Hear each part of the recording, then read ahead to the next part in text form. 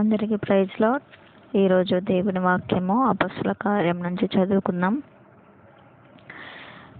ఓ దెయోఫిలా, యేసు తాను ఏర్పరచుకున్న అపోస్తలులకు పరిశుద్ధాత్మ ద్వారా ఆజ్ఞాపించిన తరువాత ఆయన పరమునకు చేర్చుకొనబడిన దినము వరకు ఆయన చేయుటకును బోధించుటకును ఆరంభించిన వాటన్నిటిని గూర్చి నా మొదటి గ్రంథమును రచించి తిని. ఆయన శ్రమ పడిన తరువాత 40 దినముల వరకు వారికి అగపడుచు దేవుని రాజ్య విషయములను గూర్చి బోధించుచు అనేక ప్రమాణములను చూపి వారికి తన్ను తాను సజీవునిగా కనుపరుచుకొనెను. ఆయన వారిని కలుసుకొని ఇలాగ ఆజ్ఞాపించెను, మీరు యెరూషలేము నుండి వెళ్ళక నా వలన వినిన తండ్రి యొక్క వాగ్దానము కొరకు కనిపెట్టుడి. యోహాను నీళ్లతో బాప్తిసమిచ్చెను గాని కొద్ది దినముల్లోగా మీరు పరిశుద్ధాత్మలో బాప్తిసము పొందెదరనెను. కాబట్టి వారు కూడి వచ్చినప్పుడు, ప్రభువా, ఈ కాలమందు ఇజ్రాయేలునకు రాజ్యమును మరలా అనుగ్రహించెదవా అని ఆయనను అడగగా, ఆయన కాలమును సమయమును తండ్రి తన స్వాధీనముందుంచుకొని ఉన్నాడు. వాటిని తెలుసుకొనుట మీ పని కాదు. ఆయనను పరిశుద్ధాత్మ మీ మీదికి వచ్చినప్పుడు మీరు శక్తి నొందెదరు గనుక మీరు యెరూషలేములోను యూదాయ సమరయ దేశముల అంతటిలోను భూదిగంతముల వరకును నాకు సాక్షులయ్యుందురని వారితో చెప్పెను. ఈ మాటలు చెప్పి వారు చూచుచుండగా ఆయన ఆరోహణమాయెను. అప్పుడు వారి కనులకు కనబడకుండా ఒక మేఘము ఆయనను కొనిపోయెను. ఆయన వెళ్ళుచుండగా వారు ఆకాశం వైపు తేరు చూచుచుండిరి. ఇదిగో, తెల్లని వస్త్రములు ధరించుకొనిన 2 మనుషులు వారి యొద్ద నిలిచి, గలిలయ మనుషులారా, మీరెందుకు నిలిచి ఆకాశం వైపు చూచుచున్నారు? మీ యొద్ద నుండి పరలోకమునకు చేర్చుకొనబడిన ఈ యేసే ఏ రీతిగా పరలోకమునకు వెళ్ళుట మీరు చూచితిరో ఆ రీతిగానే ఆయన తిరిగి వచ్చునని వారితో చెప్పిరి. అప్పుడు వారు ఒలీవల వనబడిన కొండ నుండి యెరూషలేమునకు తిరిగి వెళ్ళిరి. ఆ కొండ యెరూషలేమునకు విశ్రాంతి దినమున నడవదగినంత సమీపమున ఉన్నది.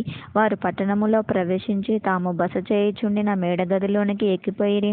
వారెవరనగా పేతురు, యోహాను, యాకోబు, ఆంద్రెయ, ఫిలిప్పు, తోమా, బర్తలోమాయి, మత్తాయి, అల్ఫాయి కుమారుడగు యాకోబు, జెలోతు అనబడిన సీమోను, యాకోబు కుమారుడగు యూదా అనువారు. వీరితో కూడా కొందరు స్త్రీలును, యేసు తల్లి అయిన మరియయు ఆయన సహోదరులు ఏక మనసుతో ఎడతెగక ప్రార్థన చేయుచుండిరి. ఆ కాలమందు ఇంచుమించు 120 మంది సహోదరులు కూడియుండగా పేతురు వారి మధ్య నిలిచి ఇట్లనెను, సహోదరులారా, యేసును పట్టుకొనిన వారికి త్రోవ చూపిన యూదాను గూర్చి పరిశుద్ధాత్మ దావీదు ద్వారా పూర్వము పలికిన లేఖనము నెరవేరవలసి ఉండెను.